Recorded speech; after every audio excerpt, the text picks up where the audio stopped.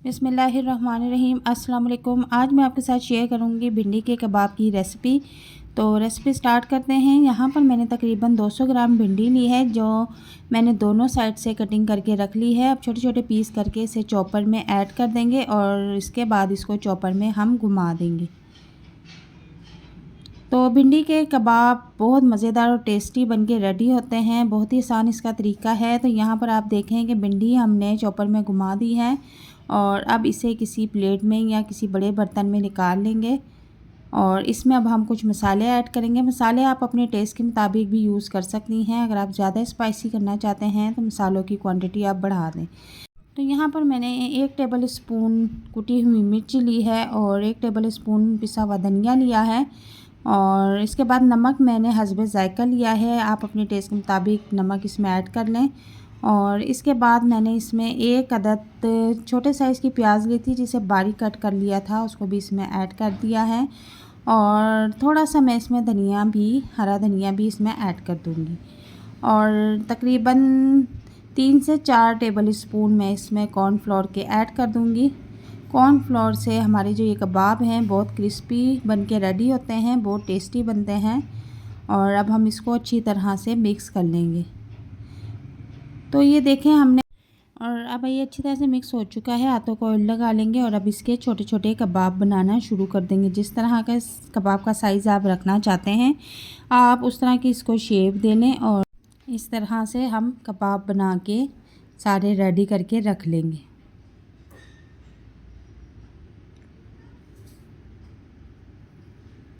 जब सारे कबाब रेडी हो जाए तो हम इसको 5 मिनट के लिए रेस्ट पे ऐसे ही छोड़ देंगे। और 5 मिनट के बाद अब इनको फ्राई कर लेंगे।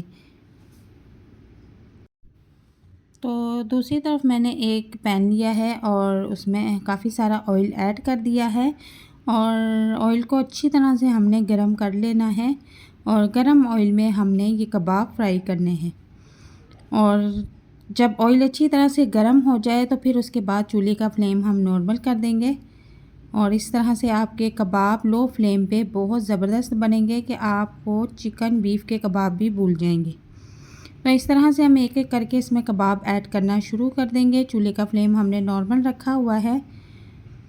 लो फ्लेम पे हम पकाएंगे तो ये बहुत क्रिस्पी बनेंगे और बहुत ही टेस्टी बनेंगे। तो जब तक से हमारे ये कबाब फ्राई होते हैं, आप अगर हमारे चैनल पर नए हैं तो हमारे चैनल को सब्सक्राइब कर दें, बेल आइकन को प्रेस कर दें, ताकि हमारी आने वाली हर वीडियो का नोटिफिकेशन आप तक लाजमी पहुंचे। और वीडियो अगर पसंद आती है तो इसे लाइक शेयर ज़रूर कीजिए और अच्छा सा कमेंट भी ज़रूर कीजिएगा। तो अब हम इसकी साइड चेंज कर देंगे। एक साइड पे बड़ा प्यारा गोल्डन कलर आ चुका हुआ है। अगर आप इसको ज़्यादा कलर ब्राउन देना चाहती हैं तो आप इसको ज़्यादा देर तक फ्राई कर लें। तो अब हम इसकी साइड चेंज करेंगे और दूसरी साइड से भी इसको गोल्डन ब्राउन होने तक पकाएंगे। बहुत ही ज़बरदस्त प्यारी खुशबू आ रही है, बहुत ही टेस्टी। शाम की चाय के साथ आप ये स्नैक्स बना के एंजॉय करें। इस रेसिपी को अपने दोस्तों के साथ, अपने मेहमानों के साथ, अपने फैमिली के साथ ज़रूर शेयर करें। उन्हें बहुत ये रेसिपी पसंद आएगी। तो यहाँ पर आप देखें कि कबाब अच्छी तरह से पक चुके हैं। तो अब हम इन्हें प्लेट में निकाल कर रख लेंगे।